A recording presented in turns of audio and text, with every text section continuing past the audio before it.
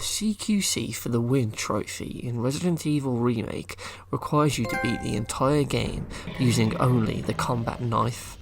You can't even stomp on the enemy's heads if you get grabbed by a zombie either, as that will void the trophy and count as a kill with a weapon. You can use the chemicals on the Plant 42 boss and the RPG on the timer at the end, but if you miss with that first rocket, it will void the trophy. Talk about massive pressure right at the end of the game, Capcom. Jesus. How am I supposed to get past the giant spiders, the snake boss, and all the other big enemies with just the knife? What the fuck? Now, for me, when I first saw this trophy and read its description, I instantly thought it was bullshit, as it just seemed like an impossible thing to do.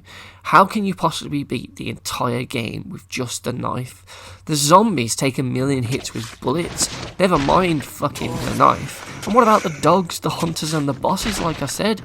Oh, jeez. Plus, whenever I use it, the zombies just end up grabbing me, and I eventually die from taking too much damage anyway.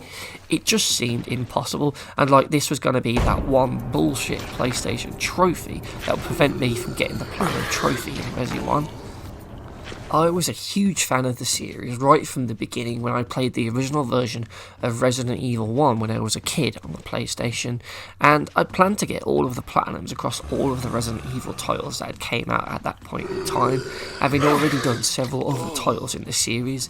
Yet, despite beating 2, Nemesis, 4 and the various spin-offs, it was the original Resi that always eluded me. After all, back in 1998, when I first played Resident Evil 1 on my PS1, I never actually beat the game. Yeah, I know, call me a noob, whatever, but I only made it as far as the lab with Chris Redfield, but I got there just barely by the skin of my teeth, and I didn't have much ammo or no herbs or any ink ribbons left, and as I only saved in the one slot on my memory card, I had no old saves to reload and try again from an earlier point. So I was just stuck there at the start of the lab, unable to get past all the zombies lurking down there without taking a shitload of damage, not to mention that giant tyrant that would be waiting to lay waste to me down there in the labs. It was just absolutely heartbreaking, as I was really enjoying the game up to that point, but it had just totally beaten me, and it just didn't seem like there was any way to get past it, and I just didn't have it in me to go back to the very beginning of the game and start all over again to try it once more. I had a knife in my item box, and there was a couple of bullets in my inventory, but I figured it just wasn't enough, so I just walked, or rather limped away on caution and left it uncompleted. And despite this, like I said earlier, I went on to complete every following game in the series, but I wouldn't actually go on to beat Resident Evil 1 until I played it on the Nintendo DS, which honestly felt a hell of a lot easier than I remembered, and I'm not really sure if it was actually an easier version of the game or if my gaming skills had improved, but I knew one thing at least. I could now finally say I had beaten Resident Evil 1. Kinda. So, fast forward to the Resident Evil Origins collection, and I would now be faced with not only beating Resident Evil 1 again, but this time completing it using just the knife. What I like about the CQC for the Win Trophy is that it got me to play the game in a way that I thought was impossible, and it allowed me to improve my skills with the game and learn of new and unexpected ways to take on each zombie, dog, spider and snake boss in the game, as I was forced to use a weapon that, when I originally played the game, I just dismissed it as a useless, latch-disc attempt weapon that I often would just immediately dump into the item box the first chance I got, and left it there for the entire playthrough of the game, not realising its awesome potential. By the end of the knife-only playthrough, I genuinely felt like I had achieved something worthy of the shiny trophy that was about to pop. I became a master almost of the tank controls and how to effectively move my own character around the environment, finally learning how to move efficiently. It sounds silly, but it's true. My steps were tighter and more thought out. I learnt all about spacing, turning, and how to bait the enemy attacks by moving forward and tapping backwards as they attack. I learnt how to use their attack to completely bypass certain zombies, moving faster than they could even react to me. I knew the layout of the mansion and all the other environments at this point by the back of my hand due to all of the playthroughs I already had to do for the other trophies.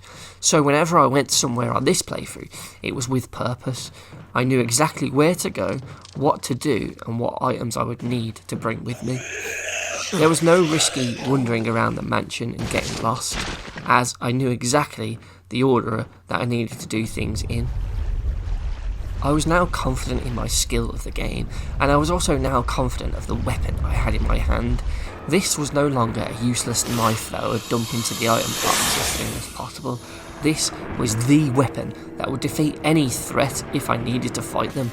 Knowing when and how many times to slash the blade before I'd have to move and reposition myself to avoid the enemy attacks, I had become one with the game. I was now playing it on a different level skill-wise to how I did beforehand. Something which I'd never have done if this trophy wasn't in the list to make me even think this was possible, let alone attempt it. I mean, I defeated all of the bosses that I had to fight with the knife. That included the giant ass snake, the tyrant, Lisa Trevor took down her with the knife, all sorts of enemies. I just took them out with the knife. Jesus. How did this happen? I remember back in the day struggling when I had like the grenade launcher, the pistol and the shotgun to take these guys down, and yet here I am, brilliantly doing it with the knife, barely getting hit myself and taking them out with ease. When I did get down to the lab, there was a sense of almost nostalgia hitting me as I remembered this place from my original PS1 playthrough, but now I was here with much more confidence as I'd only had the knife in my hand and I was going through an area that I failed to get past before when I had weapons. So at this point I blasted through, got to the tyrant and took him out and completed the game, and when I got to the results screen and the CQC for the win trophy popped, there was a real sense of achievement as I'd not only beaten a game that I could never beat back in the day, but this time I beat it without firing a single gun, bar the rocket launcher of course, and I did it with all just the knife. Just the knife. Madness, man, madness. It's just amazing to me, I think, because if you'd have told me back in the 90s about the knife and how great it was, I'd have just laughed at you, but I wish I'd given it a go back then when I was stuck in that lab with no bullets and no hope left. Maybe if I had just managed to go and open that item box and just see the knife there, I would have just picked it up and give it a go, and I would have been able to just slash my way past those zombies and maybe got myself to the next save room or took out the tyrant with the knife myself so I could get further on to find more ammo and herbs that were waiting for me. Who knows, but it sure would have been a cool thing to have tried, and it would have been an awesome thing to have bragged about at school the next day, completing the final bit of Resident 1 with just the knife, though I doubt anyone at school would have believed me. That's what I think can be so great about trophies, that they get you to approach the game from different angles and try things, modes, tactics or challenges that you may not have thought about or even knew existed in the game. Sure, you can get generic trophies, annoying collectible ones, and those bullshit trophies, but more often than not, there's at least one cool trophy in a game, and for me, that one awesome trophy in Resident Evil Remake is the CQC for the Win trophy. Thanks for watching, happy trophy hunting, and until next time, see ya.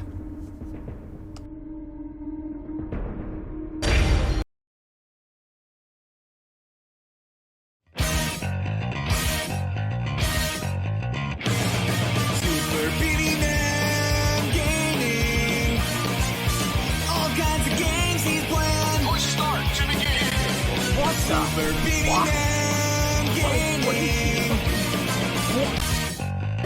He's got his beanie on. He switched the console on. It's just a game, so why's he getting so pissed off? He's playing shitty games, the ones he seems to hate. Game over again. Okay, let's give this one more try.